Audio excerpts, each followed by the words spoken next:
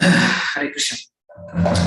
Jaya Radha Madhava Jai Hari Jaya Radha Madhava Jai Hari Gopi Janavallabha Girivaradhari Gopi Janavallabha Girivaradhari Yashodanandana Raja Janaranjana Yashodanandana Raja Janaranjana Yamuna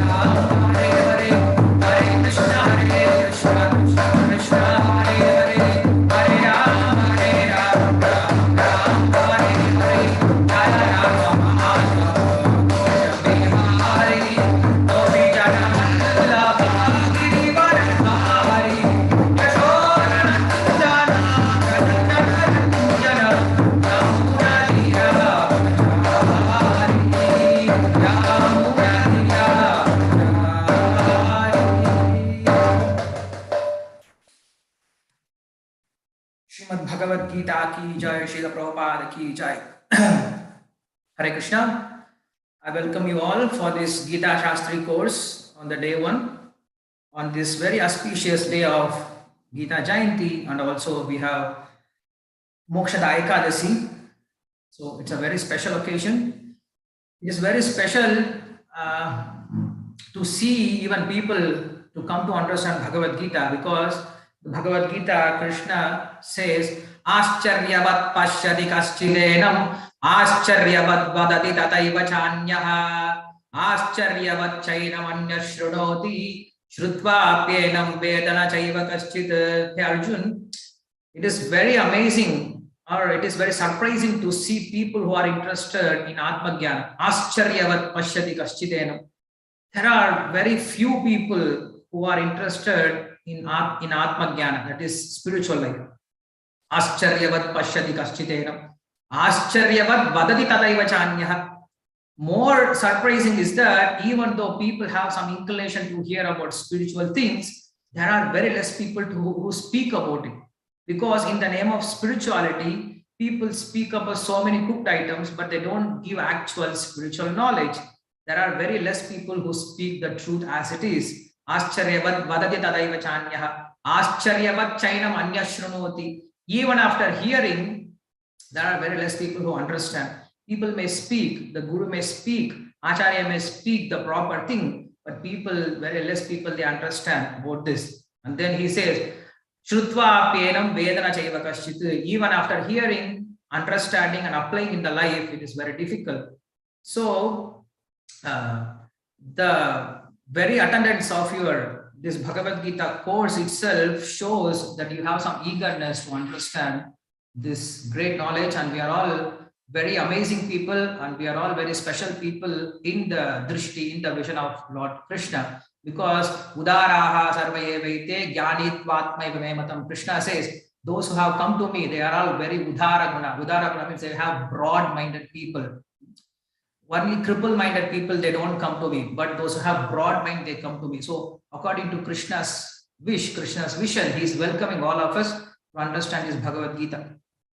Last week we were studying Bali Maharaj's Leela, Vaman Leela, and okay. So in that Leela, there is one amazing prayer offered by Bali Maharaj. When Vamanadev came, Bali Maharaj was ready to give anything he wanted. And Vamana asked for 3 steps of land. Bali Maharaj gave, and Vamana became Trivikrama. He took over everything from him. He took over not only his riches, he took his fame, he took his faith, what he had from all his relatives. He took everything from him. He bound him with the ropes of Varuna Pasha. He made him look like a slave. Even after doing all this thing, Bali Maharaj made a very wonderful prayer towards Vamanadeva. He says, Aho pranamaya kriti samudhyamana prapanna bhaktya vido samahitaha yello kapalastvadagranuho marair alabda purvo pasade asura arpitaha. He says, Krishna, Lord, how glorious, how fortunate I am. What is so fortunate in this? You are already binded up by the rope. You are bereft of all your wealth. Now you are my slave, and you are saying yourself as fortunate. How come you are fortunate? Then Bali Maharaj, he says that I don't consider all this wealth and this thing as important, but I will tell you one important thing. What is it? When you came, my guru Sukracharya, he informed that Lord Vishnu has come to take away everything from you. When I heard that Lord Vishnu has come here, I wanted to pay my obeisances, show my respect, offer my prayers to you. But because of Loka Bhaya, because I am surrounded by demons, so I was a little scared, little taken back. So I was a little bit shy, or I did not show my respect, I did not show my prayers to you. But I had this inclination that I wanted to offer my prayers to you. Now I see the result. What is the result? You have binded me, you have taken over me, and what you have done? You have given yourself to me. For what? What I have done? What is a great thing that I have done? Even Brahma or Indra or the demigods or Lakshmi, they are doing so much service to you. And you never keep your lotus feet on their head. But I got this great opportunity, great fortune that you have kept your lotus feet on my head. Even I was not like a Prahlad Maharaj. Prahlad Maharaj, even though he was tortured by his father, his own father, he was so determined on you that he had complete surrender on you. But I did not have that kind of surrender. I did not do any service to you. Just I had this inclination. What is the inclination? I wanted to pay my obeisances to you. That's it. Just I had this inclination in my mind, and I see the result. So he says, Aho pranamaya krita samudyamanaha. Even though a person has some inclination towards Lord, towards some good inclination towards Lord, that itself will bring us so much result. That is the quality of spiritual life. That is the quality of bhakti. Because especially in Kali Yuga, people, they have very less inclination towards spiritual life. So Lord is so merciful that he says that even if you have some inclination, even if you're not openly telling it that I have this inclination, I want to do it, then what else to speak about doing it practically? Even somebody has an inclination towards a spiritual life, Lord is ready to show his mercy. So that's what Bali Maharaj says. I had some inclination to pay my obeisances to you, and I see that you have given yourself to me. So it's an interesting thing that when Bali Maharaj was bereft of all his wealth, he was thrown into Sutaloka, and Lord goes there and he stays as a doorkeeper for Bali Maharaj. Now one may think, now he is bereft of all his wealth. What is with him to guard him? There is nothing to guard him because he has nothing. So he has nothing. So why Lord has to stay outside as a doorkeeper and take care of him? Then Acharyas, they say that before he was thinking himself as Swami, he was the Lord. So he was independently roaming around. Now he has surrendered everything to the Lord, and Lord has taken him as his position. So it is now the Bali Maharaj has become Lord's possession. Now Bali Maharaj is protected by Lord because it is Lord's wealth. Bali Maharaj is Lord's wealth. So he has kept Bali Maharaj inside a safe place and he's protecting the Bali Maharaj. Until you think yourself a Swami, then Lord doesn't come in your life. When you understand that Lord is my Swami and I am his Dasa, then Lord takes care of you. He protects you like Bali Maharaj, like he does for Bali Maharaj. So why I'm telling this? Because we are all assembled here having this little inclination towards Bhagavad-Gita, towards some appreciation for Bhagavad-Gita. Still we have some hope. Still we have some pious credit that yes, I want to hear Bhagavad-Gita. I want to understand Bhagavad-Gita. This itself is enough that Lord is showing us mercy. This shows the Lord is already showing us mercy because we are in Satsanga, we are hearing about Bhagavad-Gita. This is not our pious credit. If we are hearing Bhagavad-Gita, it is not our adhikara or it is not our ability. It is all because of Lord mercy that we are able to hear this Bhagavad-Gita. So from today onwards, we will be going through Bhagavad-Gita's 18th chapter. So how we will go means today we will have introduction session and then next 6 days we will have first 6 chapters and then the 7th day we will have one quiz session. On the 6th session whatever we have learned, we'll have a little quiz competition kind of thing and it will help you to revise, brush up all your memories. And then again from 7 to 12, then again little quiz program. And then again we have 6 chapters and then again we have quiz program. And the 22nd day will be a question answer session and other discussions will be there. So this is how we have planned this program and stay in touch. Not only in this Zoom, we have this program going on in our YouTube live also. So those who have missed this session, they can watch in our YouTube live also in the future days. So we'll start the program today. And today is Gita Jayanti. So we'll start with Gita Dhyana by Adi Shankara. This is a very beautiful shloka that Adi Shankara has given us. He has composed this beautiful shlokas on Bhagavad-Gita, on the price of Bhagavad-Gita. We'll start with this Gita Dhyana and then we'll go for the today's session. Om Partaya Pradibodhitam Bhagavata Narayanena Swayam Vyasena Graditam Purana Munina Madhye Mahabharatam Advaitamrita Varshinim Bhagavate Ashtadashadhyayinim Ambadvanu Sandadami Bhagavad-Gita Bhavadveshinim Namostute Vyasa Visala Buddhe Ullara Vindayata Patra Netra Yenatvaya Bharata Taila Purnaha Prajvalito Jnanamaya Pradipaha Prapanna Parijataya Totra Vetraikapanaye Jnanamudraya Krishnaya Gitamrita Duhe Namaha Sarvo Panishato Gavaha Dokta Gopalanandanaha Partho Vatsa Sudhir Bhokta Duktam Gitamritam Mahat Vasudeva Sudam Devam Kamsachanuramardanam Devaki Paramanandam Krishnam Vande Jagadgurum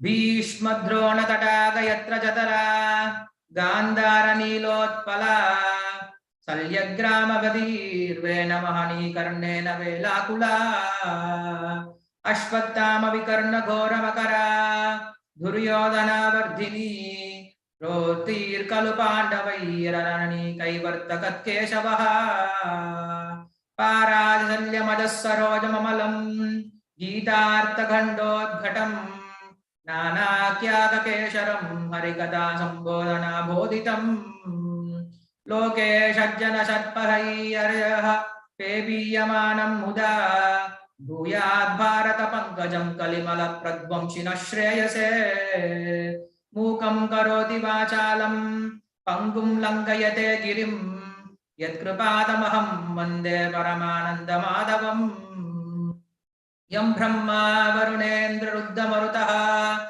Stunvanti Divyaistavaihi Vedaischangramadapmopanishadaihi Gayanti Yam Samaga Dhyanavastita Tadgatena Manasa Pashyanti Yam Yoginaha Yasyantam na vidussura suraganaha devaya tasmai namaha. So this is a beautiful dhyana shloka by Adi Shankara. And we'll chant two more dhyana shloka by Baladev Vidyabhushan and Vishwanath Thakur. Satyananda Chinta Shakteka Pakshe Sarvadhyakshe Bhakti Rakshadi Dakshe Shri Govinde Vishwasargadi Kande Purnanande Nityamastam Matirme Agyana Niradirupaidiyaya Vishesham Bhakti Parava Bhajata Parivosham Uchaihi Tatvam Param Spurati Durgamam Apyajashram Sadgunya Vrutswarachitam Pranamami Geetam Gauram Sukhasat Kumada Pramodhi Swabhikya Gostamo Nihanta Shri Krishna Chaitanya Sudani Dharme Manoditishtan Swaratim Karotu Prachina Vachas Suvicharya Soham Agyopi Gita Mritalesha Lipshuhu Yata Prabhoreva Madeta Tatra Shantakshamadvam Sharanagatasya. So these are all beautiful Mangalacharanas. I will share the translation and the lyrics of this Mangalacharana in our group itself. You can go through afterwards. Vedas, they proclaim a very important statement. They say, Jnana moksha. Jnana moksha. By jnana, by means of knowledge, one attain liberation. So what is that jnana and what kind of jnana will give us liberation and where to get that jnana? Because we are studying this Bhagavad-Gita, so who will study this Bhagavad-Gita? First of all, we should understand the prayojana of this Bhagavad-Gita. If we don't understand the prayojana, then the sambandha won't come. Because people may think, why I should read Bhagavad-Gita? People have this question, why I should read this Bhagavad-Gita? Whether you are an astika or an astika, whether you are rich or poor, educated or uneducated, doesn't matter. Everyone is after one goal, one prayojana in this world. What is that ultimate prayojana? The ultimate prayojana is Ananda. That's what Shastra also says. Sukaya karmani karoti lokaha. To get sukha, to get Ananda, people does all kinds of activities. Whether they are spiritual or material, doesn't matter. People, they want this happiness. Even after coming to spiritual life, they are trying to get this happiness, but they don't know what is happiness. They think that worldly pleasure is happiness. That is different. The pleasure is different and bliss is different. That's why in Sanskrit there is a word called Sukha and Ananda. For Sukha, there is always an opposite word called Dukkha. But for Ananda, there is no any opposite word because it is Anadi. It is not breakable. The Ananda is eternal and it is not like worldly pleasure. So everybody wants this Ananda. So in order to understand, in order to get inclination to read this Bhagavad Gita, they teach us what this Bhagavad Gita is teaching us. What is a prayojana of understanding this Bhagavad Gita? Prayojana means what is the result of understanding this Bhagavad Gita. When you understand the result, then you get this sambandha. Then you will have some relationship. Yes, I want this result. So you develop some relationship and you try to understand the Shastra. So whether you are a believer of God or non-believer of God, whether you are a person from different religion or different caste, creed, color, language, doesn't matter. Everybody is looking for this happiness. That's why we are in this world. Everyone is taking birth and doing all kinds of activities for this happiness. Right from child's birth. The child has taken birth and starts crying. For what? To get that happiness. And the child comes in different form, not only in human, but in different species of life. And it is still crying the same thing. It is crying for the same thing. That is Ananda. The child is crying, the boy is crying, the young person is crying, the old man is crying, everyone is crying for that Ananda. When we get that worldly pleasure, we think that is Ananda, but again it is not satisfying. So we again try more and more. So Vedas, they come to teach us this eternal Ananda, because we have come for this Ananda because we are coming from that Ananda. So we are looking for that Ananda. Everyone is looking for that Ananda. Why? Because we are coming from that Ananda. We have our origin from Ananda. So that's why we are looking for that Ananda. That's what the Upanishads, they say, Eto va imani bhutani jayante, yena jatani jivanti, yet pratiyadanti abhivishanti, tad brahma tad vijijñāsva, anandena jatani jivanti, anandam pratiyanti, abhivishanti tad vijijñāsva tad brahmeti. Shastras teach us because we are part of that Ananda, we are coming from that Ananda, so we are looking for that Ananda. But in this world, we are just searching for that. Why? Because we are not yet fixed what is the real Ananda. We are looking for that Ananda in different places by means of sensual pleasure, by means of mental satisfaction, by means of intellectual happiness, by means of nurturing our ego. We are trying to get that happiness. But real Ananda is in Atma. So when this Atma is connected with that Paramatma, then it becomes eternally happy. So without knowing this secret, we can try millions of ways in this world, we'll never get happiness. So this Bhagavad-Gita is teaching us that real Ananda. Where is that real Ananda is? What is that real Ananda means? Raso avaisaha rasam hyeva labdva anandhi bhavati. We are all raso avaisaha. We are all coming from that Lord. So when we attain that Lord, then anandhi bhavati, then it becomes eternally blissful. Otherwise, we may make so many adjustments in this world, but we'll never find happiness. That is what's happening in this world. People are trying to find happiness right from birth till death. They do so many kinds of activities to get this Ananda, but they are failed. They are getting failed in each and every attempt. Why? Because they don't understand this Ananda is in Atma. And when this Atma is connected with Paramatma, when it is engaged in the Lord's service, then only it will become Ananda. Otherwise, we may speak so many things, even spiritually, we may speak so many things, but unless we understand that we are part of the Lord and we have to serve the Lord, we'll never become happiness.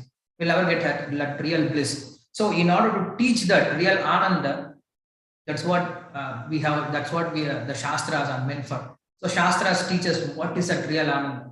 So person may say, I don't believe in God. You believe in bliss, but you will believe in happiness. You believe in Ananda. So if you want that Ananda, come to the Shastra. It will teach you what is real Ananda means, how to get it. So that's why when we are reading the Shastra, Upanishad, it says, Shastra teach about 5 important subject matter. Praptasya Brahmano Rupam. It speaks about the Lord. Then Praptuscha Pratyagatmanaha, it speaks about the Atma. And then Praptipayam, Praptipayam means how to attain that Lord. Praptipayam, Palam Praptehe Tata. Then Palam Prapta means after attaining that Lord, what is the result of that Phala. And then Prapti Virodhistha, Prapti Virodhi means there is some enemy which is in between us and the Lord, which is blocking us. We are Atma and Lord is Paramatma and we are eternally connected. But there is some blockage which is not allowing us to get connected with the Lord. So what is that Virodhi? What is that enemy?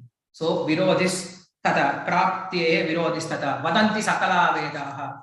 This is what all the Vedas are teaching us. Vadanti Sakala Vedaha, Sa Idikasa Puranakaha. This is what Idikasa Puranas, they are all teachers. Munayascha Mahatmanaha, Veda Vedanta Vadinaha. So this is what Munayas, that is Rishis, they are teaching us, and Mahatmas, they are also teaching us, and Veda Vedanta. So all the Shastras are helping us to understand this 5 subject matter. What are they? One is Lord, other one is Atma, the third one is how to attain that Lord, the fourth one is the Phala of attaining the Lord, and the fifth one is the enemy which is not allowing us to attain that Lord. So these are the 5 subject matter of Shastra. So this can be summarized into 3 categories, that is Tattva, Hida and Purushartha, that is Sambandha, Abhideya and Prayojana. Tattva means the supreme truth, the real truth. What is it? We are soul and Lord is our original Amsha. So we are all part of the Lord, that is Tattva. Hita means how to attain Him, and Purushartha means after attaining Him, what is the result. That's what we call as Sambandha, Abhideya and Prayojana. So already we have discussed about Prayojana. Prayojana Tattva is Ananda. to attain that eternal bliss. So how to attain that? Bhagavad-Gita is teaching us. So what is that sambandha? Why I should get that ananda? So when you understand this Bhagavad-Gita, all the Shastras, they teach us these three things: Sambandha, Abhidheya, Prayojana, that is Tattva, Hita and Purushartha. So that's why we say, even just by hearing Bhagavad-Gita, one gets ananda. Not even understanding, not even applying. Just by hearing Bhagavad-Gita, one gets happiness. How is it possible? Just by hearing about Bhagavad-Gita, just by hearing Bhagavad-Gita, how one can get happiness? Then it gives a very good analogy that there is a king, he goes for hunting. And then while hunting, what happened? The king loses his son, his princess. So the son is lost, the king goes back to his kingdom, and he is still thinking about his son, lost son. He's thinking where to look at him, where to find him. And then the son has become the son of a hunter. The hunter is taking care of the son. So the princess is growing like a hunter's son. He is going around and hunting few small birds and animals and trying to eat that. So he's living very miserable life, and he's thinking, this is my life, this is my real life. So in this way, he is living his life. And then the king has sent his minister to different places to find where his son. So one of his minister, he comes to this place, he finds this son, and he sees the Lakshana of the king. So after seeing the Lakshana of the king, he says, you are the son of such and such king, you have to go back to your father. The son says, no, I'm not the king's son, I'm the hunter's son. The minister says, no, you have the Lakshana of king, I know. You are not this hunter's son, you belong to the king, you should go back. He doesn't understand. The minister goes to the hunter and he checks with him. The hunter says, yes, he's not my own son, I have found him in the forest, I'm taking care of him. Then the princess, he understands that his relationship with his father, and comes back, and then he gets all the father's property without even earning it. So this is our situation. What is it? We all belong to that father, that is Lord Krishna. Krishna himself says that Mama Ivamso Jiva Loke, we all connected with the Lord eternally, and we are all amshas of Lord. But what happened? Now we have forgotten our relationship with the Lord, and we are suffering in this material world. We have different kinds of parents, we have different kinds of relatives, we have different set of duties, we have different sets of happiness and pleasure, and we are going around in this material world like an orphan, like a beggar. And then Lord sent us different gurus, different sadhus, different devotees to find us. So devotees, they come and teach us. You are not the son of such and such person. You belong to Lord. You are amsha of Lord. So they come and teach us the real identification of us. We don't believe, but then they show us from Bhagavad-Gita. Then they show us from Shastra. You see, this is the quality of Atma, and this Atma has the quality of the Lord. So we are all Atma. We have the eternal relationship with Lord. So we should go back to Lord. So just by hearing this message, the person becomes very happy. Just by hearing that I am not the son of the hunter, I am son of the princess. I don't have to work hard in this world. I can just go stay with my father. I will get all the property from my father. I don't have to go for daily wages and get my salary. So this is my own wealth. It's my own treasure. I don't have to earn it. It is already in the Siddha form. I don't have to go and earn it. So similarly, Lord is already with us. Ishvara sarvabhutana hriddeshe arjuna tishtati brahmayan sarvabhutani yantrarudani maya. Lord is already within us. Just we need to realize him. Lord is already waiting for us. Just we need to get back our relationship with him. Lord is already wanting for us. Lord has already sent so many devotees. He has come also in so many different forms as avatars. He has come down as devotee. He has come down as Shastra form also. So to reclaim us, to reclaim the lost property. So just we need to get back to our own position. Then we become eternally happy. We don't have to struggle in this material world. Mamaivamsho jiva loke jiva bhuta sanatanaha manashtastani indriyani prakristani karshati. Krishna says, why are you all suffering in this world? You all belong to me. You are all my amshas. So just understand this thing and come back to me. To understand this thing, we need the mercy of Guru and we need the Shastric knowledge.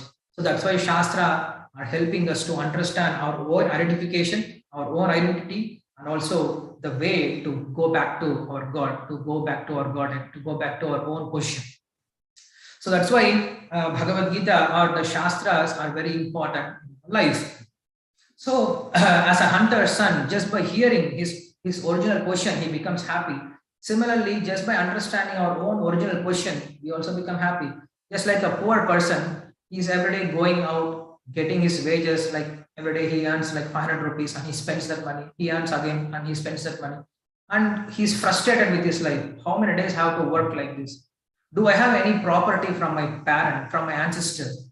So someone tells her, you have a very great generation back. So your ancestors are very great. They were having so much treasure, and the treasure is there. Just where you are sleeping underneath in that same house, you have treasure. Just you need to dig it and take it out. So just by hearing that, just by understanding, yes, I have this property, he becomes happy. Digging it and taking it out is a next step. Just by understanding, just by knowing that knowledge, he becomes completely happy. Like a person sleeping and he wakes up. Like a person is sleeping in the dream, he is dreaming as like some tiger is chasing around him. So he is very fearful, he is running around, and the person comes and wakes him, hi, get up. He just wakes up and he realizes there is no tiger and he doesn't have to run around and he's safe at home. So just by realizing our own identification, just by having the knowledge about ourselves, our real knowledge about ourselves, then we become completely peaceful and completely happy. So that's what Shastras are trying to teach us. Unless we understand that we have eternal relationship with Lord, we will be always have miserable life. We will be very alpa, we will be very cheap. Until you are having some relationship with this body, until you are thinking yourself this body, then you are very cheap. When you understand you have nothing to do with this body, your relationship is only with that Lord, then you are understanding, then your chitta becomes broader, then you become akanda, otherwise you become alpa. There's two words, alpa and akanda. Or we can say kripana and brahmana. Brahmana means one who has broad mind, and kripana means one who has crippled mind. So one who has crippled miserly mind he's thinking he is this body, like the hunter person, the hunter's son. He's thinking, I'm hunter's son.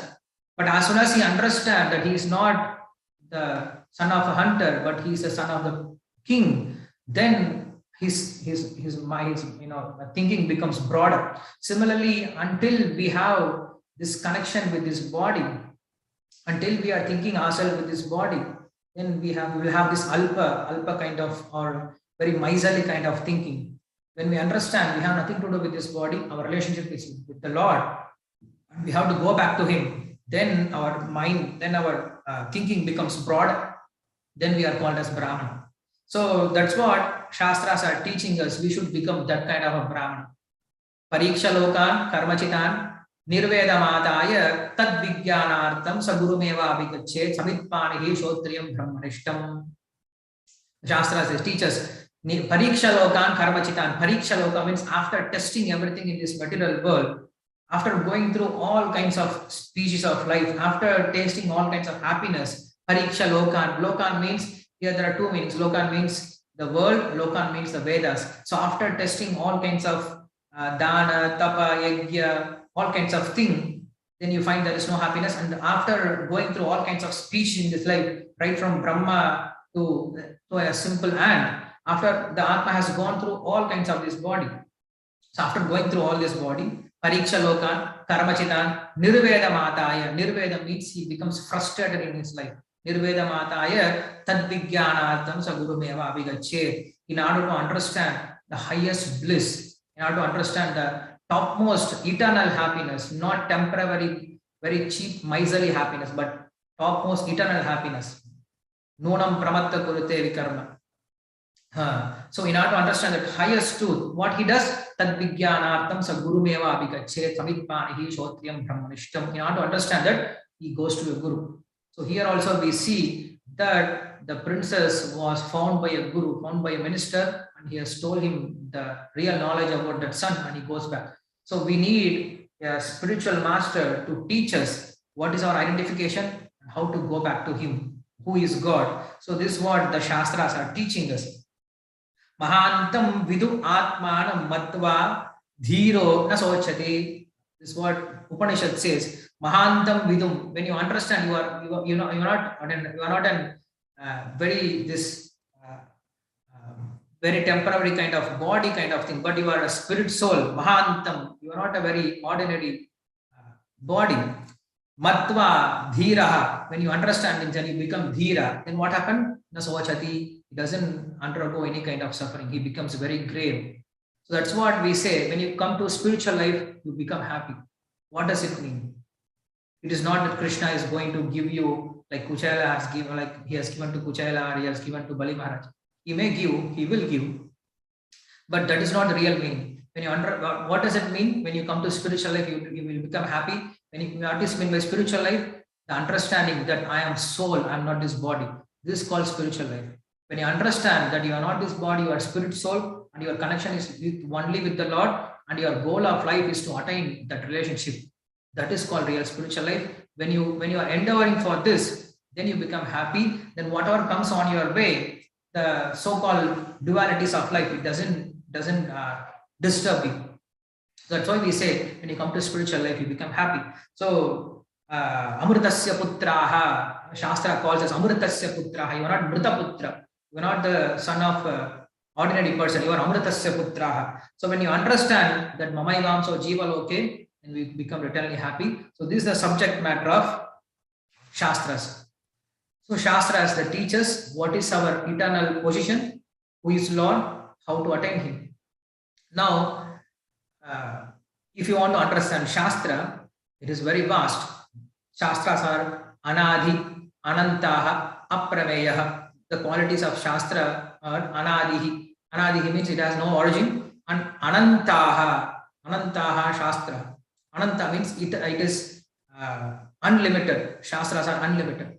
So how are you going to understand the unlimited Shastra?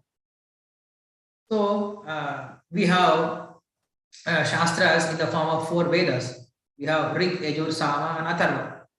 So in order to understand this properly, then Veda Vyasa has edited or divided the Vedas into 4 parts.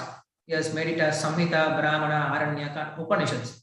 So this Brahmana and Samhita Bhaga are considered as Pura Bhaga, and Upanishad and Aranyaka Bhaga are considered as Uttara Bhaga. So when you understand this Upanishad, that is the last part of this Veda, then you understand the Veda. So if you cannot understand full Vedas, 4 Vedas, then you just try to understand the Upanishad part. If you understand the Upanishads, then you will get the essence of all the Vedas. Now, going to the Upanishads, there are said that there are 108 Upanishads, and there are some researchers, they say there are 1008 Upanishads, and some they say we don't know how many Upanishads are there. So Upanishads are also unlimited, and the language of Upanishads is also very difficult to understand. So the Lord is all merciful. So what He has done, He has made all the Upanishads into a cow, and He has taken a milk out of that cow, which is the essence of the cow, and He has given us that milk that is called Gita. That's what Shankaracharya says. Sarvo Upanishado Gavaha Dokta Gopanandanaha Partho Vatsa Sudhir Bhokta Duktam Gita Amritam Mahat. He had made all the Upanishads into a form of a cow. So you need a person who can, you need a Gopa to milk the cow. So the Gopa is Krishna. And you need a calf, because without calf, the cow won't give milk. So Arjuna is a calf. And he takes out the milk, the essence of all the Upanishads. It's called Gita Amrita. So this Bhagavad-Gita, if you can understand Bhagavad-Gita, this is the essence of all the Upanishads. So Bhagavad-Gita is teaching us this Sambandha, Abhidheya, Prayojana completely. Krishna is not even wasting one shloka or not even wasting one word unnecessarily. Like in Upanishads, you can see there are so many statements which speaks about the Lord or which speaks about the nature of soul very indirectly. It doesn't speak directly. It beats around the bush. It goes through. It confuses you.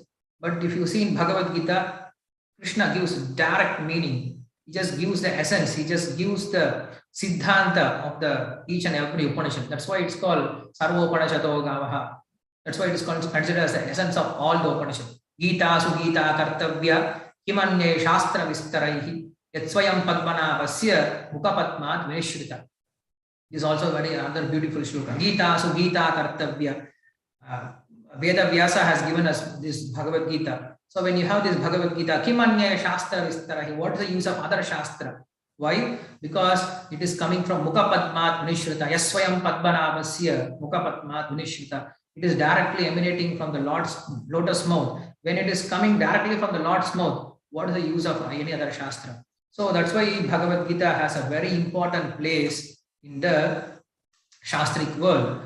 There is no Acharya or no Sampradaya without Bhagavad Gita. Everyone accepts Bhagavad Gita and everyone tries to read, study and understand this Bhagavad Gita. Not only spiritual community, even nowadays you can see in material community also, people, those who want to teach management, those who want to teach how to get richer in 10 days. So all these kind of people also, they take Bhagavad Gita because Bhagavad Gita has that kind of stuff. But we should not take Bhagavad Gita for this kind of cheap kind of results. Bhagavad Gita has some higher purpose. We should not bring Bhagavad Gita to some lower purposes. Otherwise, we will lose the essence, we will lose the value.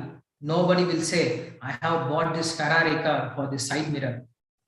Yes, you got the Ferrari car, which is 5 crore, and the side mirror is just another benefit from it. Nobody will say, I bought this car just for this side mirror. Nobody will say. Side mirror is side mirror. Anyway, it is there already. Similarly, when you understand Bhagavad Gita, you get different kinds of results that are side results. That is not very important. But the important essence of Bhagavad Gita is to understand the Sambandha, Abhideya, and Prayojana Tattva. So, Bhagavad Gita, that is the importance of Bhagavad Gita in the Shastra. Now we'll try to understand the Bhagavad Gita, what is Bhagavad Gita is and how Bhagavad Gita is presented and what are the Acharyas who have commented on this Bhagavad Gita and how Bhagavad Gita is divided. So we'll just go through some of the introduction. Once, this is stated in Padma Purana, Gita Mahatmya. Once Parvati, she asks Shiva, my dear Lord, can you teach me Bhagavad Gita? Can you speak something about Bhagavad Gita? Then Lord Shiva replies, oh Parvati, once Lakshmi Devi was looking at Narayana and then she asked, oh my dear Lord, previously you used to take so many incarnations and used to go and protect your devotees, but now I see you become so indifferent to this world. You're not taking any care of your devotees, you're not taking any care of this living entities. What happened suddenly? Why you become so indifferent to this world? Then Lord Narayana says, you see, when I have taken incarnation as Krishna, I have given them the essence of this Bhagavad Gita. That is the essence of all the Upanishads, that Bhagavad Gita. So instead of me, now Bhagavad Gita is taking care of my world, my people. So people, those who are learning this Bhagavad Gita, who are applying this Bhagavad Gita, now the Bhagavad Gita itself is taking care of them. So I don't interfere. I don't have to go separately to take care of them. And then Lord Narayana, he says one very important instruction to Lakshmi. Ardhadhyayam tatardham va. Even if somebody studies one adhyaya or even half chapter, shlokam ardham eva, or even if one studies one shloka or even half shloka, abhyasyati samudheyaha sushrumeva samuchyate. So just by understanding, just by reading one chapter or even half chapter or even one shloka or half a shloka, that will help that person to get out of this world. So even Adi Shankara also, he says, Kinchida Jita Bhagavad Gita, Ganga Jalama Kanika Pita, Sakruta Biyena Murari Samarcha, Kriyate Yasya Yamena Charcha. He says, even if you have studied, even if you have learned one shloka from Bhagavad Gita, you don't have to make an argument with Yamadharma after you have passed away. You leave this world. So that is the glory of this Bhagavad Gita. So this Bhagavad Gita comes in Mahabharata, in Bhishma Parva. It comes in the chapter from 25 to 42. In Bhishma Parva, from 25th chapter to 42nd chapter, we find this Bhagavad Gita. It's a conversation between Sanjaya and Dhritarashtra, which is original conversation between Krishna and Arjuna, which is recorded by Vyasadeva. So we have three people involved. Krishna spoke to Arjuna, and Sanjay, he saw that in the war field. He comes back and he narrates the same thing to Dhritarashtra. Because Mahabharata has 18 days war, in that first 10 day, the war was led by Bhishma Deva. So Sanjay was present in the war field from the day one. He saw the dialogue between Krishna, Arjuna, whatever happened. He heard Bhagavad Gita completely, and then war took place, and then Bhishma fell down. When Bhishma fell down, Sanjay understood that there is no chance for Kauravas to win. And he comes back to Dhritarashtra, to Hastinapura, and he informs. Dhritarashtra was very eagerly waiting in anxiety what happened in the war field, because nobody was there to tell him what is happening there. So when he comes back, he informs Bhishma has fallen.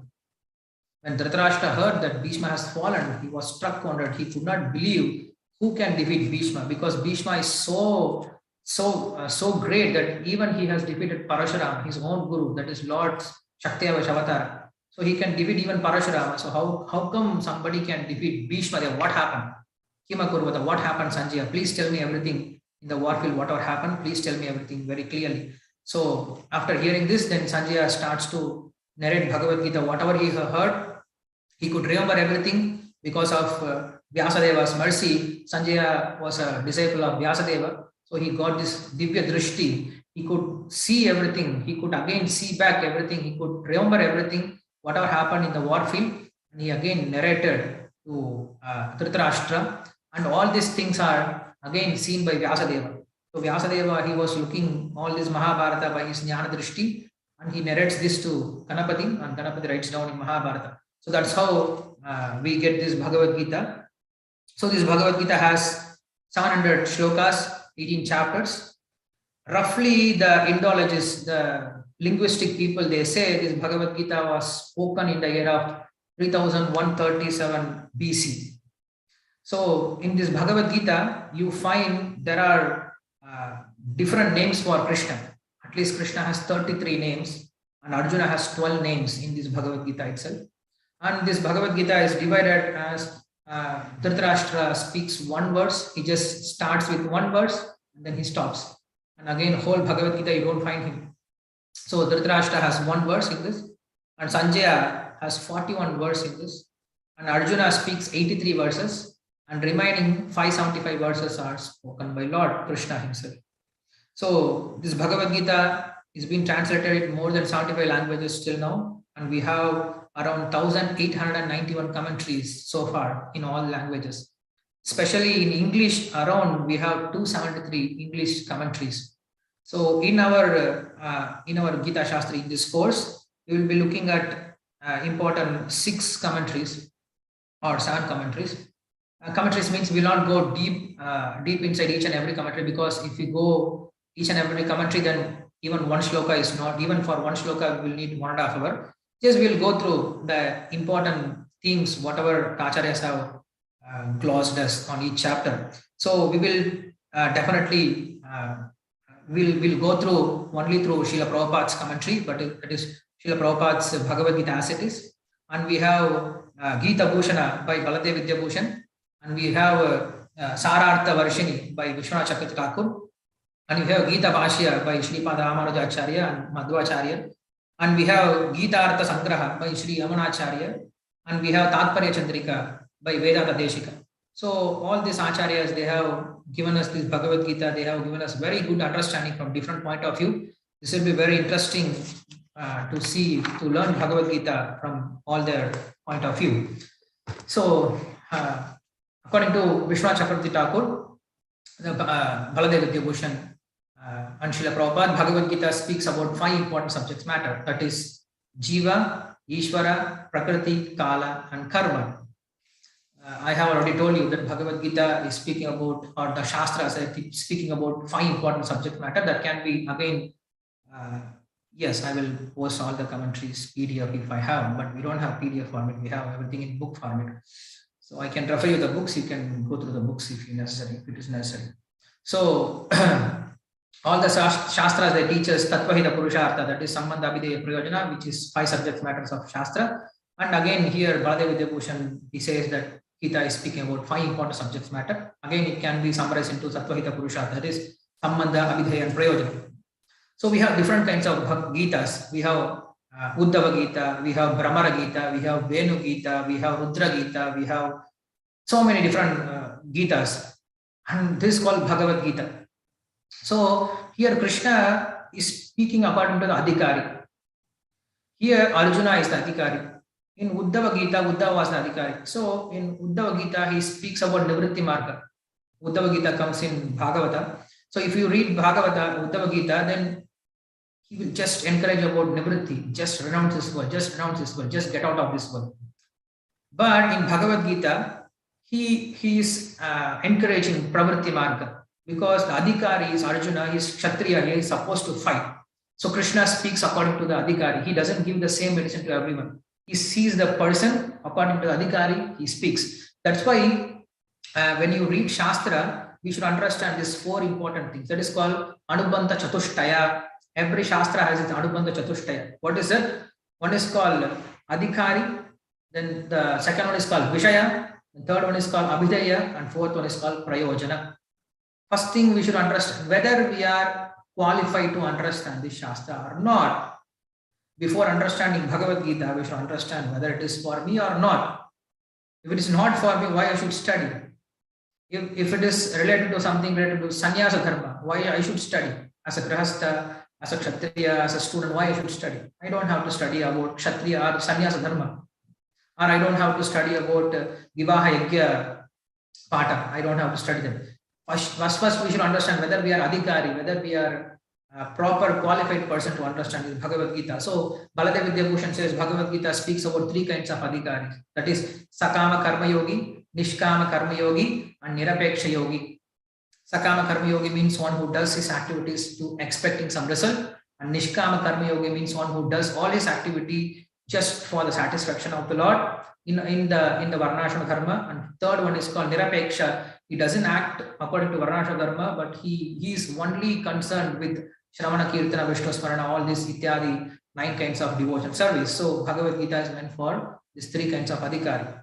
So we come under these 3 kinds of adhikari for sure. So this Bhagavad Gita, it speaks about both Pravritti and Nivritti Marga. In Pravritti Marga, like Janakadaya, in Nivritti Marga we have Sanakadis. So Janakadi, Sanakadis, both are necessary, because Janaka, even though he was in this world, he was ruling, still he was in proper samadhi, he was in Siddha Prajna stage. Like Sanaka, they renounced everything, they had nothing to do with this world, and they are completely situated in Lord's thought. They were completely in samadhi. And similarly, if you see Janaka, even though he was working in this world, still he was always in the self-realized state. So that's what Bhagavad Gita is encouraging us. Don't renounce immaturely. Don't desire for sannyasa. Sannyasa should not be desired. It should come automatically. Like a leaf, when the leaf becomes dry, it automatically leaves the branch and it falls down. When it becomes dry. Similarly, when you become detached, automatically this sannyasa, automatically this detachment comes. So until we get the detachment, we should work. That's what in Bhagavata, Krishna also speaks. Vedoktam eva kurvanaha nissango arpitam ishvaraha naishkarmyam labade siddhim rochanartha palashrutihi. He says this in the 11th canto, that Vedoktam eva kurvanaha. Vedoktam, we should do our duty. Nisange arpita ishvaraha. Nisanga, without attachment. How we'll do without attachment? Arpitam ishvaraha, as a offering for the Lord.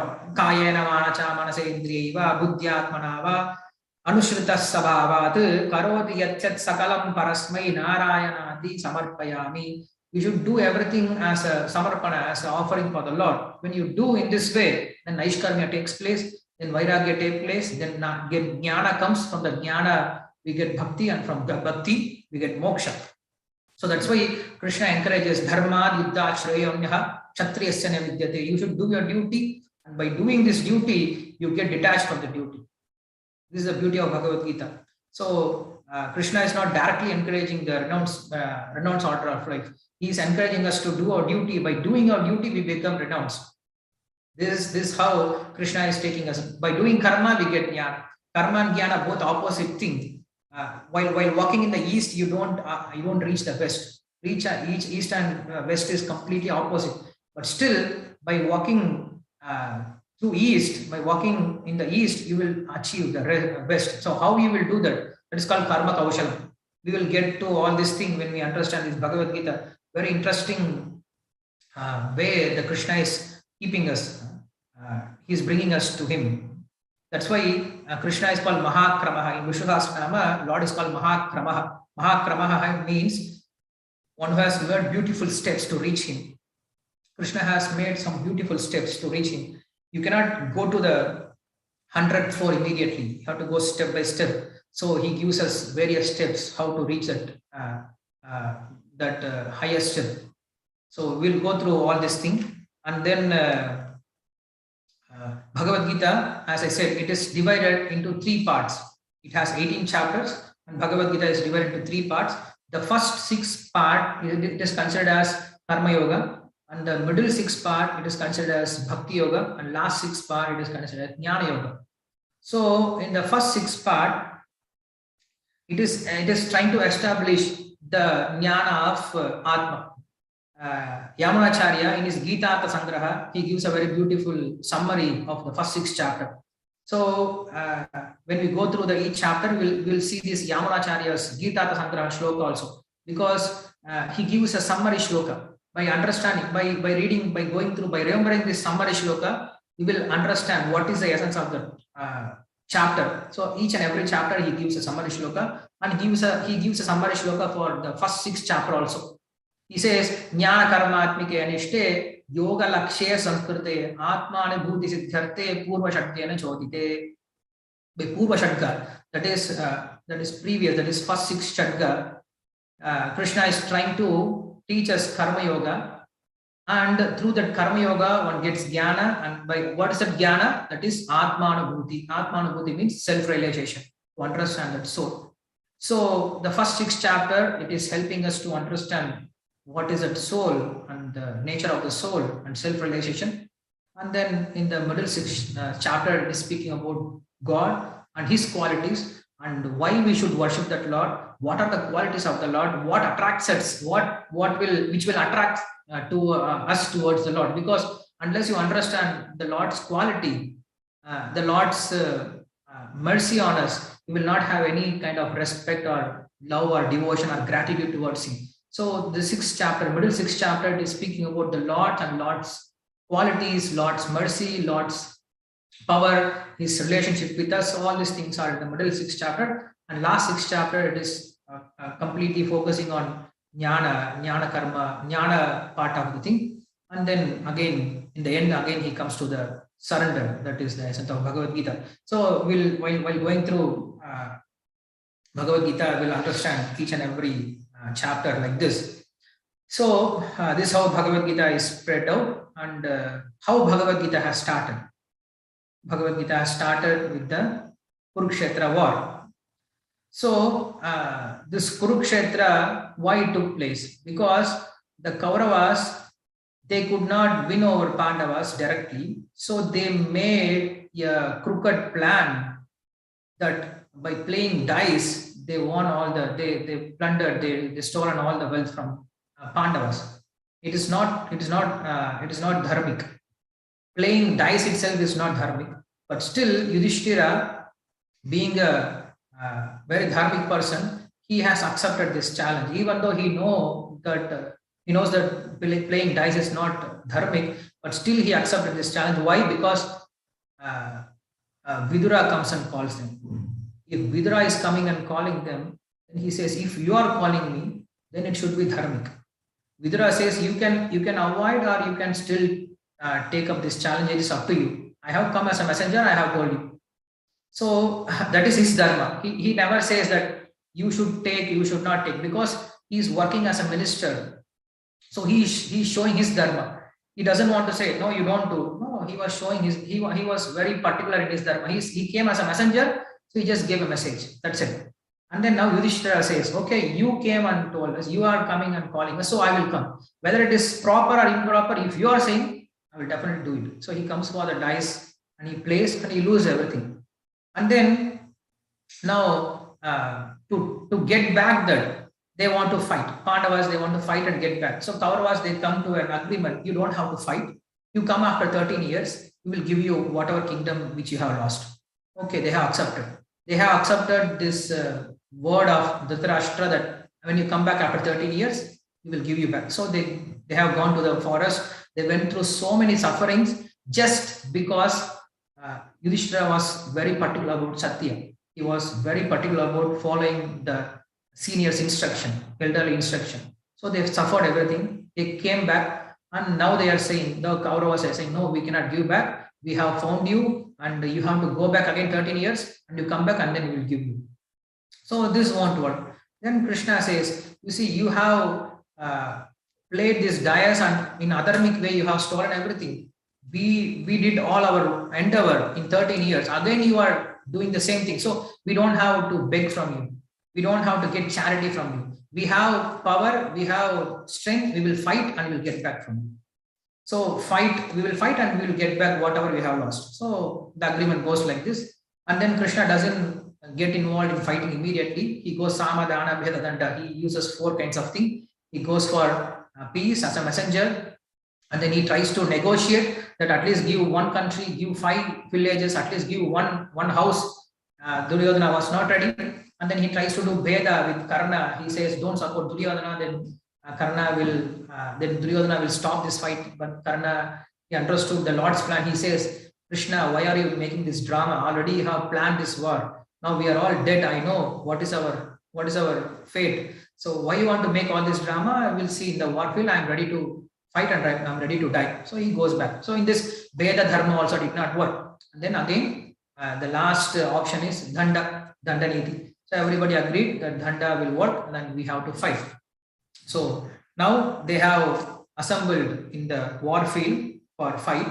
It is not for greedy. It is for Dharma Yuddha. It is not for getting the land or getting some other's property. It is for Dharma. What is Dharma? What is that Dharma? Because in Kaurava's rule, they could see the Draupadi was how she was disrespected. So even for a royal queen, if the disrespect is happening, what to speak of ordinary women? So how they can rule with dharma? So in order to establish the real dharma, in order to show them what is real dharma, Krishna has made arrangement for this dharma yuddha, that is Kurukshetra yuddha. So though Kauravas, they were showing adharma as dharma, they were showing this dais actually adharma, and they were trying to establish this as dharma, and they want to win all the Pandavas. They already took everything from Pandavas. So they did so many crooked kind of thing, adharmic thing, and they were presenting this as dharma. So now Krishna is also going to do different kinds of, he is going to handle different kinds of ways to establish dharma. Sadvacharo sadhana vartatavyaha, mayacharo mayina vartatavyaha. If somebody is dealing with you in a very nice way, you deal with him nicely. If somebody is dealing with you in a very crooked way, you also deal with him in such a way. That is what full Mahabharata war you can see. If you are proper with me, then I will deal with you properly. That is Kshatriya Dharma. If you are dealing with me in a crooked way, I will also deal with you. So Krishna has done, if you have read Bhagavad-Gita, Mahabharata, you will see how Krishna will do so many different kinds of tricks to establish dharma. So this is how this Bhagavad-Gita starts. And Yamunacharya, again, in his Gita Sangraha, he gives a very nice shloka which gives the essence of this Bhagavad-Gita. He gives the full Bhagavad-Gita in one shloka, the essence of Bhagavad-Gita in one shloka. He says, Swadharma, Jnana, Vairagya, Sadhya, Bhakti eva gocharaha, Narayana Parabrahma, Gita Sastri Samiritaha. He says, Swadharma, by doing your Swadharma, Jnana Vairagya. What happens? You develop Jnana, and from Jnana, Vairagya develops. Jnana Vairagya, Sadhya. Then you attain. Attain whom? Narayana. How? Bhakti eva gocharaha. Only by devotion you can attain that Lord. Narayana Parabrahma, Gita Shastre Samiritaha. That supreme personality of Godhead, Krishna, is well established in this Bhagavad Gita. So this is the subject matter of Bhagavad Gita. So subject matter of Bhagavad Gita is Lord Krishna, and to attain him, bhakti is the only way. And who is the adhikari? We have Sakama, Nishkama, and Nirapeksha Bhakta, and we have Prayojana. The Prayojana is direct vision of Lord or the service of the Lord. So this is called the Anubandha catustayam of Bhagavad Gita. Like I said, every Shastra has these 4 kinds of things to understand: Adhikari, Sambandha, Vishaya, and Prayojana. So Bhagavad Gita's Adhikari is 3 kinds of people, and Vishaya is Krishna, Abhideya is Bhakti, and Prayojana is direct service of the Lord. So this is how the Bhagavad Gita is being given the introduction for Bhagavad Gita. So our Srila Prabhupada has given us this Bhagavad Gita as it is, and after giving this Bhagavad Gita as it is, in the preface he writes a very nice sentence in the end of his preface. He says, after reading this Bhagavad Gita, even if one person can become a pure devotee of the Lord, I will consider my endeavor as success. You can just see the mood of Srila Prabhupada, or you can understand the rarity of the pure devotee. He says he knows that this Bhagavad Gita will be distributed in millions, and it does. We are distributing Bhagavad Gitas in millions. But Prabhupada says, even if one person can become pure devotee, then I will consider my work as being successful. So everybody can read Bhagavad Gita, everybody can try to understand from different commentaries, but to understand it properly and to apply it, it is very rare. It happens only by Acharya's mercy only.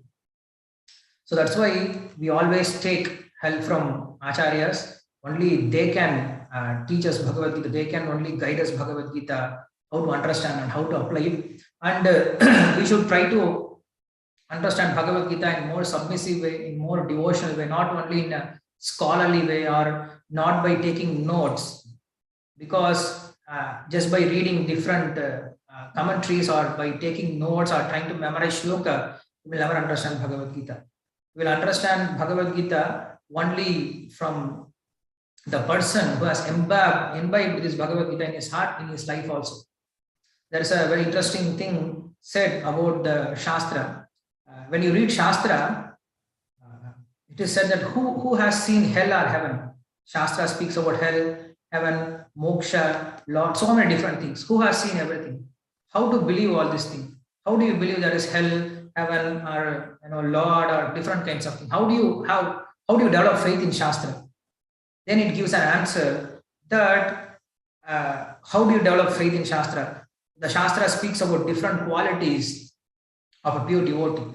So a person who is following Shastra and who has developed that good qualities, when you see that person's quality, then you develop faith on Shastra. Yes, the Shastra will work. This Shastra is working because whatever is said in Shastra, when you follow that, you develop that qualities. So when you see the devotees who have developed that good qualities, by seeing their good qualities, we develop faith. Yes, Shastra is true. Whatever said in Shastra is true. I will also have to follow the Shastra. So that's why we always go through the Acharyas, try to understand this Bhagavad Gita. Otherwise, we'll misunderstand. Nowadays, people are misunderstanding. They're trying to present this Bhagavad Gita for so many cheap kind of things. No, we should try to understand Bhagavad Gita as per Shastra, as per Acharya's vision. Otherwise, we can take just one sentence. Karmanyeva adhikaraste. Bhagavad Gita is teaching us. Karmanyeva adhikaraste. You have adhikara for your karma. Somebody can take this sentence and they will say, you see, Bhagavad Gita is teaching us, you should just do your duty, nothing else. Or somebody may take some other verse from Dhyana Yoga and he may take, okay, we should do Dhyana, closing your eyes and you should meditate on your tip of your nose. Somebody can just teach, okay, Bhagavad Gita is teaching you about Dhyana Yoga. No, Bhagavad Gita has to be understood in a complete form. It's a conversation. It's not a part by part. It's a conversation. Conversation means it has connection it has some relationship, it has some conclusion. So Bhagavad-Gita, it is spoken by Krishna and it is understood by Arjuna. It's a conversation. So don't take Bhagavad-Gita in a chunk. Like whatever we are discussing now, it's a conversation. We are talking. And then suddenly I see a comment here. The comment says, sorry for the interruption. Can we use black salt in Ekadasi? So when I speaking at this, okay, I don't know what is whether we can use this black salt for Ekadasi or not. So when I'm speaking this answer, somebody may come inside our lecture, just hear this one sentence. For Ekadasi, whether we can use black salt or not, I don't know. Just somebody hears this one sentence and he goes back and he tells everyone, okay, I went for this Gita Sastri program and they are discussing about Ekadasi and black salt. So it is not true. It is just a part of our conversation and it is not the conclusion. It is not the essence of our conclusion. It's not the essence of our lecture.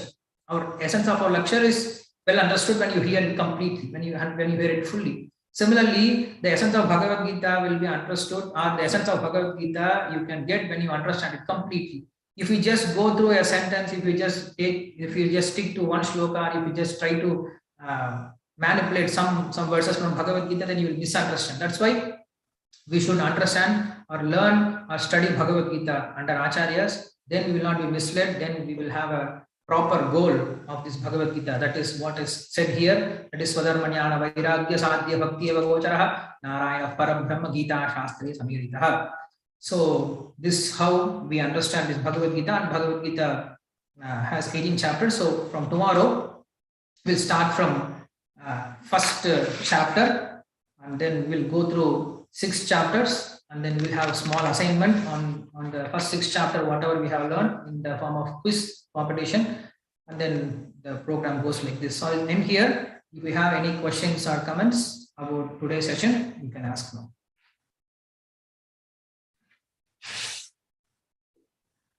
Rachita Mukherjee. Hare Krishna Prabhuji, thank you for this wonderful session. I would like to know how the quizzes will be conducted actually, and how the chapters are going to be taught. If you could just brief us about it. What is the platform of conducting quizzes? Okay, for quiz we have a special application, like we have a special website. So in that website, our quiz questions will be uploaded. So when you come inside, I will give you a special user ID. When you just click on the link, you will be taken to that quiz program. Just to answer, it has choose the best answer. Okay, multiple choice questions. Yeah, multiple choice questions. So what you can do, you just read the question and then click on the answer, and then next question comes and next question comes, like this answer comes. Okay. And how are you going to go through the chapters? Could you just brief about it? How we are going to go through the chapters, like from 1st to 6th chapter of the Bhagavad-Gita. So how are you going to go with the chapters? Like this, whatever we are teaching today, like this, we'll have every day like this kind of session. We will not have any PPT presentation, or will not have any kind of thing. It's like a traditional method. You hear and try to take notes and try to remember that. And from this, we will have questions. Okay, Shruti Smriti. Okay. Yes. Okay, sir. Okay, Prabhu. Hare Krishna. Hare Krishna. Radhe Radhe. Okay, then we have Maragatavalli. Hare Krishna. Yeah. Yes, I have doubt in Sambandha, Prayojana, Anubandha. Then what else is Prabhu? Adhikari. Yes, Adhikari. Then you said about the Anubandha with the you link something, no? Sambandha is what? Prayojana is what? And Anubandha and Adhikari. Adhikari is 3, you said. Yes. What are all the 3? Three kinds of adhikari. Means one who is Sakama Bhakta. Sakama Bhakta means, we'll go through the definitions, but just for the words, you can just to get to know the words I'm telling you. Sakama, Nishkama, Nirapeksha. 3 kinds of adhikaris. Nirapeksha. Apeksha means some expectation. Nirapeksha means without expectation. He doesn't have any expectation. He's just after Shravana, Kirtana, Vishnu Smarana. He doesn't go through any kinds of Varnashram Dharma. This is Nirapeksha. Sambandha means we are linked to the Krishna. That is Sambandha, no? Yes. Connection with the Krishna. Sambandha. Yes, Sambandha means our original position and Lord's nature and our relationship with the Lord. Oh, relationship with the Lord. Okay. Yes. Sambandha. Then Prajana means After attaining the Lord, then you become, okay. you serve the Lord. That is Prayojana. Direct vision of the Lord. Okay. Prabhu. Then And we have Sambandha, Vishaya is Krishna. Prajana. Then what else, Prabhu? Vishaya means Krishna. Vishaya. Subject matter. Okay, Prabhu. Thank you, Prabhu. Hare Krishna. Okay. Arunesh Sinha. Hare Krishna, Prabhu. Hare Prabhu, firstly, thank you for the wonderful session, Prabhu. And my question is, as we go forward these days when we will study, what do you recommend should our mood be, Prabhu? How should my mood and mindset be like so that I can derive the most benefit from the course? You should have open mind. You should not think that, yes, I have heard this or I know about this. You should have this like a new student. Oh, what I'm going to hear today, what Krishna is going to tell me. So inquisitiveness, this inquisitiveness is very necessary. That's why if you see in Shastra, those who are inquisitive, they understand more.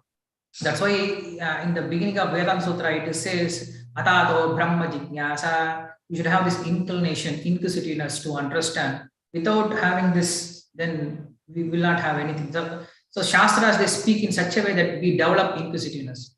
So even the speakers, when they speak, they don't speak directly. They hint here and there, they give different, they speak some contradictory things so that we'll have this inclination to hear. So we hear, we try to remember, we try to understand, and we try to teach others, and we try to apply it. So all these are important. And first, and the most important thing is devotional. Yes, Krishna, please try to make me to understand, because He is inside our heart. Because of His mercy only we can understand. As I said, without Krishna's mercy, it is very difficult. Bhaktya mam abhijanati yavan yaschasmi tatvatah tato ma tatvato gyata vishade tattanantaram. Okay, Prabhu. Thank you, Prabhu. Hare Krishna. Hare. Then we have Lavanya Rangadevi. Hare Krishna, Prabhuji, Dhanavad Pranam. Pranam. Thank you for the wonderful session. I would like to know about Pratyaksha, Anumana, and Shabda Pramana. Can you please explain me about this? Okay. Whatever thing in this world that we come to know, we come through these three pramanas. Pramana means prakrishta rupena manayati pramanaha. Mana means to measure, and pramana means to understand anything completely.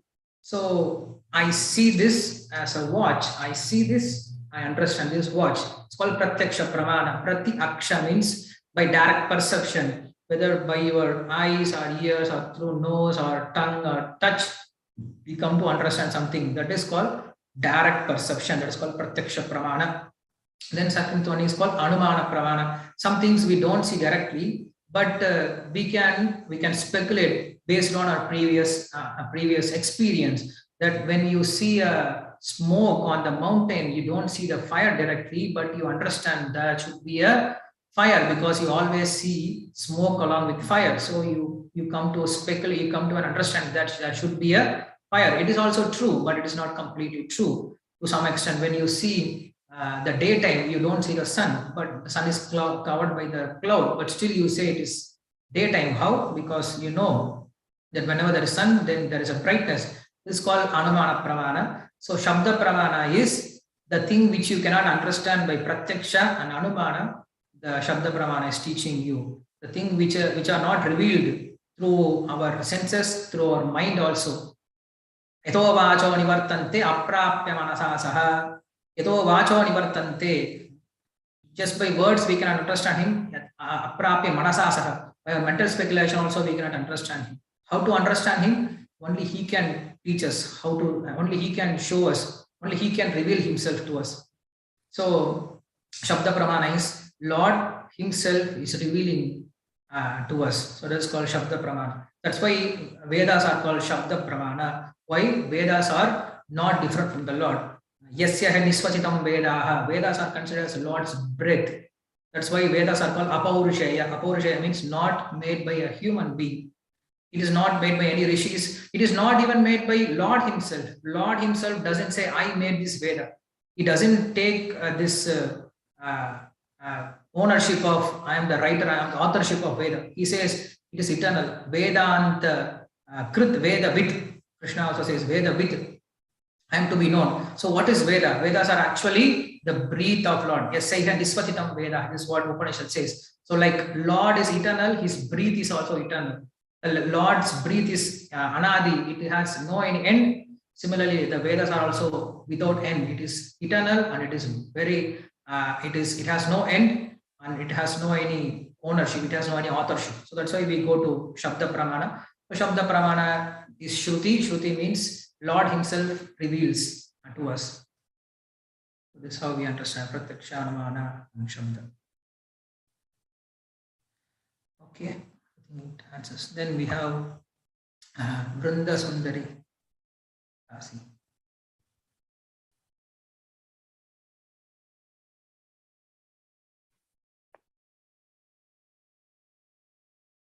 Hare Krishna. We have Vrinda Sundari Asi hands raised. Then we have Hare Krishna, Prabhuji. Krishna. Yes. Thank you so much, Prabhuji, for the wonderful class, for your time, energy, and spending to all of us. Prabhuji, the slokas that you are quoting is very new to me, Prabhuji, because I usually go through Srila Prabhupada, Bhagavad-Gita as it is, but the slokas that you are really quoting in the class was so new to me, Prabhuji. So do I get those slokas, Prabhuji, recordings, or how I really want to learn those Can you just tell slokas me also, which slokas? Because mostly I quote from either from Bhagavata or from Upanishads. So the initial Mangalacharan prayers, Prabhuji. Mangalacharana prayers, yes, it is very famous Mangalacharana by Baladev Bhushan and Vishnu Thakur. I have a video recording and I have circulated in our groups also, in Gita Sastri group also. You will find it. If not, if you are in our group, then I will again share it again. You can see them. Sure, Prabhuji. Thank you so much, Prabhuji. Hare Krishna. Hare Krishna. Okay, then we have Sheetal Palkar. Hare Krishna, Prabhuji. Hare Krishna. Thank you for a very, very nice class. We are looking forward to the entire program of 21 days. Thank you so much. We had one, I actually missed one part when you spoke about 5 aspects of Bhagavad Gita. So those are Jiva, Prakriti, Kala, and I missed the 2 others. Karma. Jiva, Prakriti, Kala, and Karma. This is very famous thing. Prabhupada quotes in the beginning itself, in the introduction itself. This is from Baladev Bhushan. Sorry, Jiva, Karma, Prakriti, Kala, and Karma. Ishvara. Ishvara means Lord. okay. Jiva, Prakriti, Kala, and Karma. Thank you, Prabhuji. Hare Krishna. Hare Krishna. Rupavati Janhava Devidasi. Hare Krishna, Prabhuji, Pranam. Hare Krishna. Thanks for that wonderful class, Prabhuji. Like the lot of information we came to know through the introduction session itself. I'm very eager to attend the further classes also by your mercy. I have one doubt, Prabhuji, like who is eligible to hear Bhagavad-Gita? Like what are the is there any prerequisites or qualification required to hear Bhagavad-Gita? As you said, inquisitiveness and such things. Apart from that, is there any previous eligibility required to hear Bhagavad-Gita?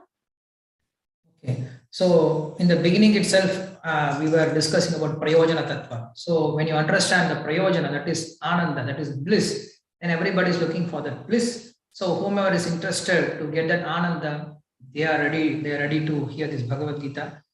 Why? Because we are all miserable. We are all miserable in this world. So that's how Bhagavad-Gita starts. Tomorrow we will go through this first chapter. So the first chapter itself is very interesting. It's called Arjuna Vishada Yoga, Arjuna's distress yoga. So he says distress yoga. How distress can be yoga? We have karma yoga, we have jnana yoga, we have dhyana yoga, we have bhakti yoga. How distress can be yoga? So through distress we come to connect with the Lord. So whomever is miserable, whomever wants to get out of this miserable condition of material life, they're all eligible to understand in Bhagavad Gita. Tomorrow we'll see this in detail about the qualification. Okay, then we have Ravinder Mohan Sharma. Hare Krishna Prabhuji, can you hear me? Yes.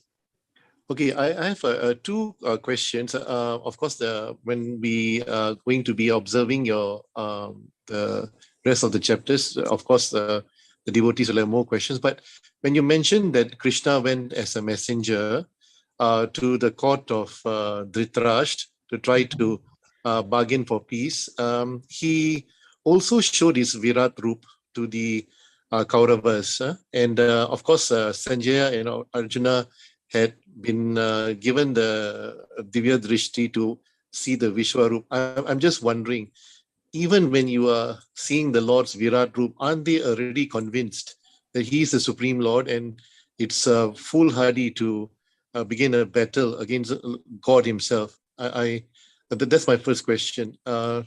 Maybe the second question very quickly.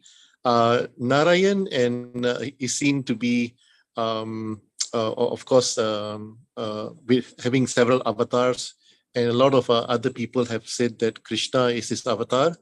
How does the Gita conclusively say that Krishna is the supreme personality of Godhead and not Narayan? So that's my two questions. Okay. So the first question, even after seeing Vishwarupa, how come Dhritarashtra is not convinced? That is how the Maya works. Even if you see the Lord, you see Arjuna, just see Arjuna. He's just standing right next to Krishna, but he's confused, he's distressed, he's crying, he's shaking. Why? Krishna is just right in front of him. Why? Because his consciousness and Arjuna's consciousness is not going through. We have different, we want independent, we are having independent consciousness. So Krishna doesn't interfere in our independent consciousness. He tries to educate us, but he doesn't push us. He will teach us, okay, this is good, this is bad, now you choose. Whatever is good, you choose. So it's ultimately in our hand what we should do. But there is one nice thing what we can do. Even Krishna has given us independence. One thing we can do. What we can do is we can be always in the association of devotees. Then what they will do, whether we like or don't like, they will push us, they will pull us towards Krishna. So even Krishna can give us independence, but devotees, they don't give. They push us somehow or other, through messages, through call, through this, through that, they will pull us towards Lord. That's why we should be always in the association of devotees. Then we can understand this much better. And ultimately, why Dhritarashtra did not understand, then how we'll get Mahabharata, then how we'll get all these lessons. So this is Krishna's plan. Again, we cannot understand Krishna's plan.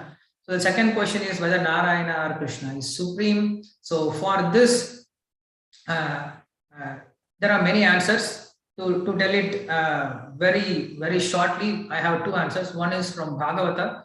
When we are reading this 23 expansions of avatars from in the first canto itself, there is a one shloka, Ete Jamsa Kalapam Saha Krishnastu Bhagavan Swayam Indriyari Vyakulam Lokam Hridayanti Yuge Yuge.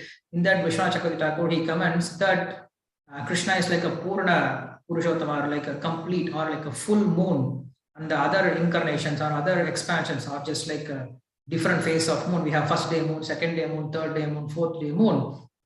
So moon is moon, but from our vision, it looks like it is first phase, it is second phase, it is third phase, it is not complete, and the full moon is complete. But from the moon's point of view, it is complete. So in the similar way, from our point of view, we see Krishna as Purna Purushottama, but all the avatars are Purna, and they can show everything. But the only difference is Krishna is showing all different kinds of rasas, but other incarnations, they don't show. It doesn't mean they don't have this completeness. They're all complete, but still they don't show us. This is how we see the difference. There is a Bheda in Rasa Tattva, not in Paratattva.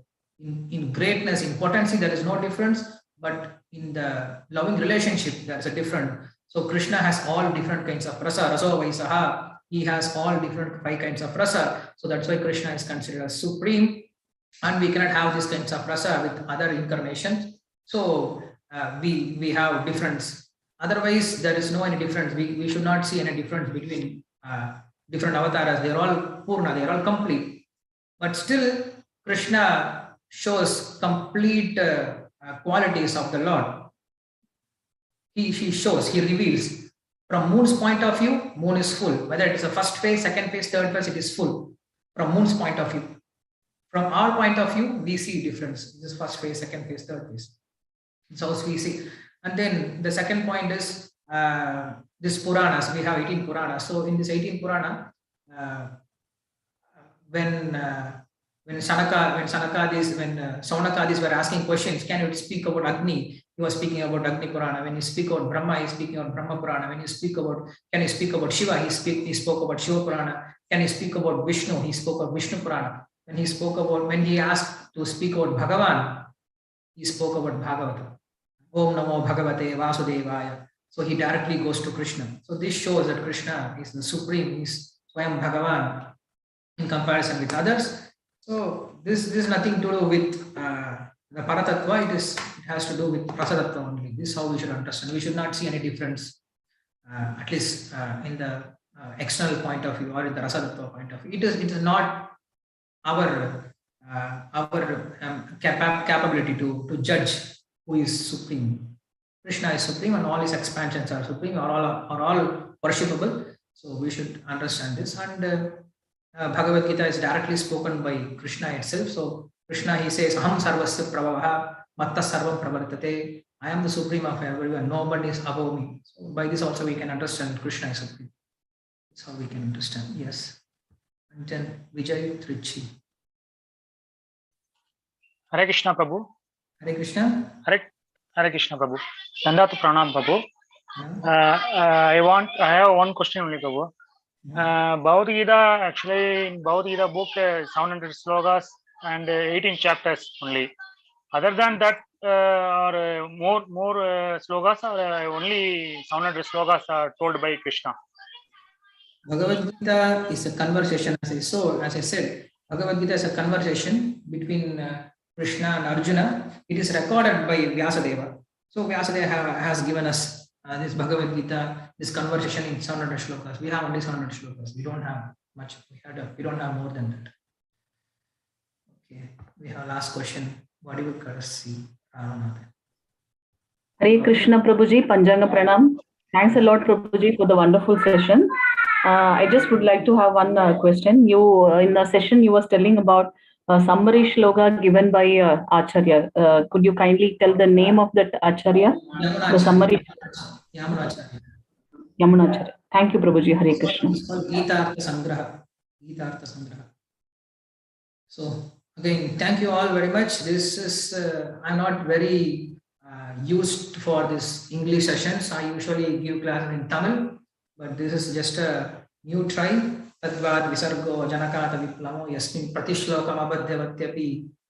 Like that, in every sentence there may be so many mistakes in my English or in my Sanskrit pronunciation also. So Kshamadvam Sharanagatasya. So you all please excuse me for my small misgivings and grammatical mistakes. There will be many. And try to understand the essence of what we are teaching, and try to come tomorrow. Try to inspire others also to attend this program. Srimad Bhagavad-Gita ki jai, Srila Prabhupada ki jai. Hare Krishna.